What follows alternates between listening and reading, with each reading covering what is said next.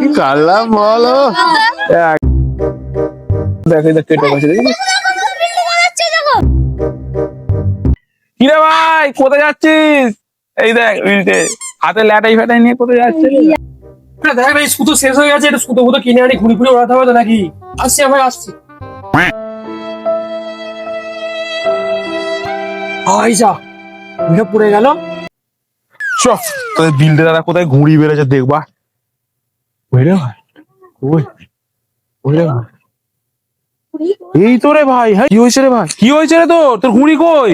বলিস ভাই না, নতুন সুতো ঘুড়ি কিনে আনলুম ওড়ালুম, দিয়ে ওখানে পড়েতে কে ঘুড়ি সুতো সব কেড়ে নিয়ে নিয়েছে, আর দেখতে পাচ্ছি না।